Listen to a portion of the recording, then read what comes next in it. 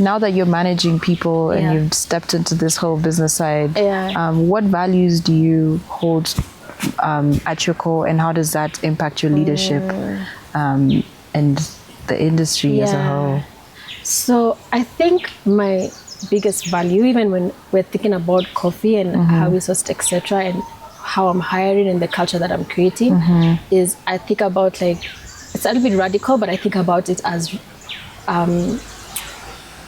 I think of coffee as a space for real wealth creation. And when I say wealth creation for Black people, it's a strong, as I said, it's a bit radical, but the truth is, the truth is that that's how I feel about it. That's even, and so when we're sourcing coffee, when we're talking about coffee, that's a value that I hold dear. And so even the culture that we create, when I'm thinking about employees, I think about, like, are they fulfilled, right? As in, are they growing? And they also have autonomy to, chart their path. So, like, at the same time, yes, we are roasters, but there's different roles and people at the organization. Can even call it an organization now. And the truth is, there's also a growth path for a roaster, and there's a growth path for a barista, in the same way there's a growth path for the operational manager.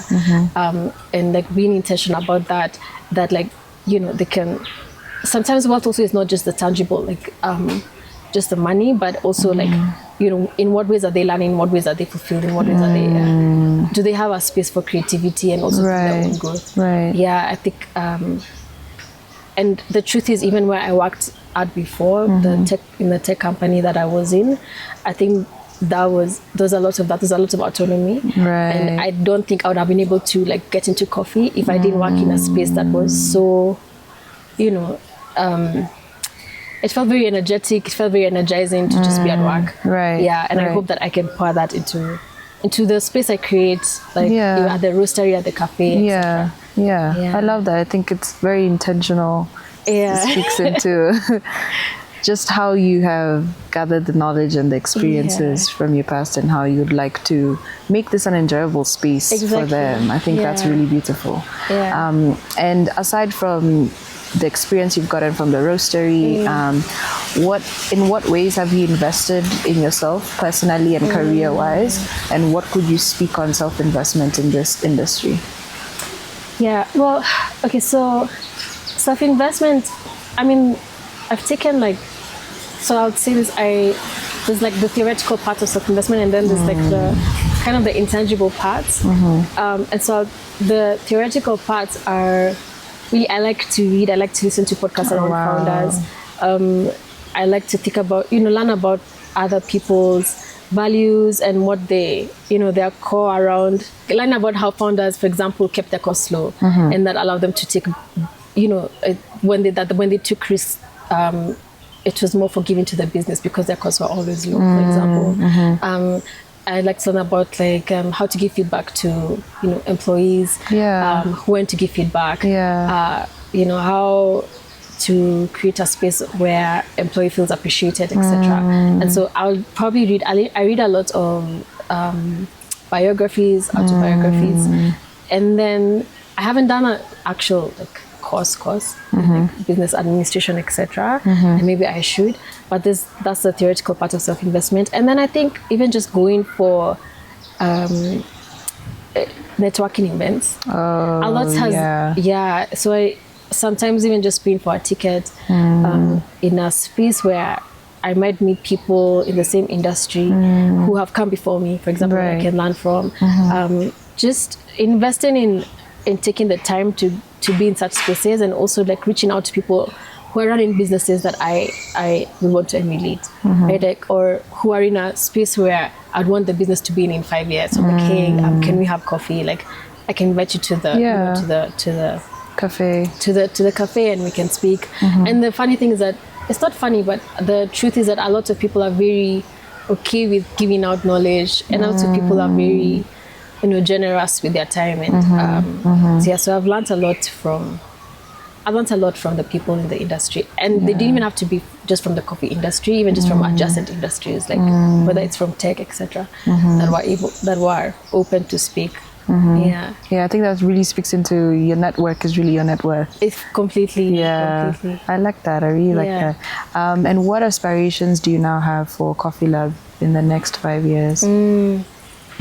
Yeah, so in keeping the theme of roasting and origin, I want in the next 5 years for us to be the biggest exporter of roasted coffee. Wow. Right? So like, thinking about, so as I said, the value chain, like we've really kind of now, and even in the past year, we've really kind of like understood the value chain locally, understood what it takes to warehouse coffee, to storage, to source it, etc., and to get people to buy roasted coffee. And we've done that locally, and so now really thinking about like, okay, so if we're really roasting at origin, then we can actually export roasted coffee, and like the logistics around that, and like just and to actually do it at a profit, in a commercial sense. Yeah. And then I also think about it as just having a bigger employee base, like really running a company that where it's a huge organization where there's people who are invested in the cause and the vision, right? And and then at the same time having even more direct relationships with green coffee producers, and kind of like working with these producers. So like, for example, in 2025 we might be with Dominic, and then 5 years later we're speaking about how he expanded his farm, right. And has a school in Kenyan, for example. Like, our growth also impacts their growth. Right. Yeah. I think it's very lovely that you guys are trying to depict their stories and to even have them as part of your brand. Exactly. I think it's not something a lot of people are doing, and I think it's a very unique point for you guys, and I think it's very fantastic. Thank you. And we're intentional about that, because I think that's where the value is. I think why anonymize who has grown your coffee and I think the analogy we use is like, think about French wine.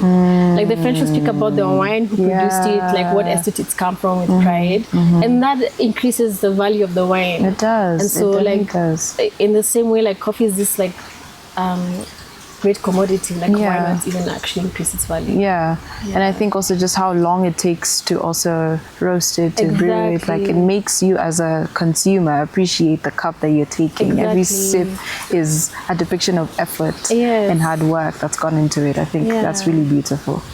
And now I'm honestly just curious, if you could have coffee with a woman, dead or alive, a woman that you look up to, who would it be and why?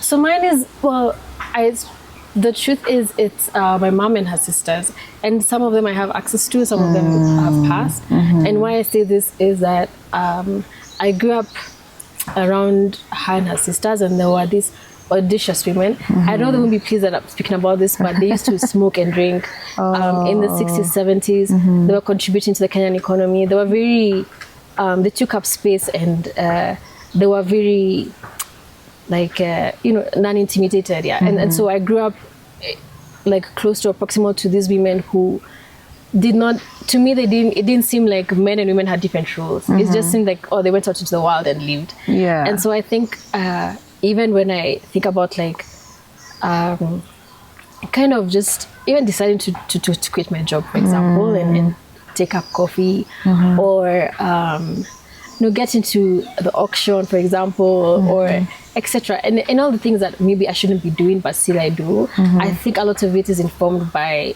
just seeing these women just being audacious and being okay, and taking up space. I see. That's fantastic. That's honestly beautiful. Thank you so much, Wanjiru. It has been an honor to just sit and hear about your inspiring journey. I think it's really lovely to hear the stories that you're telling, not only for your brand but also your producers. It's such a beautiful cafe. It's such a serene environment, and I'm very glad that we got the time to sit and just also learn more about coffee. As a coffee lover, I think I've gained quite a lot of knowledge today. I'm happy to hear, of course, and I think you should take a bag of Dominic's Peaberry. Thank you so much. Yeah, no. This is so lovely. Oh, wow. I'm glad you've left knowing a little bit more about coffee. Yeah. And, you know, the people who actually produce it. Yeah. Thank you so much. I appreciate this as well. You're welcome. All right.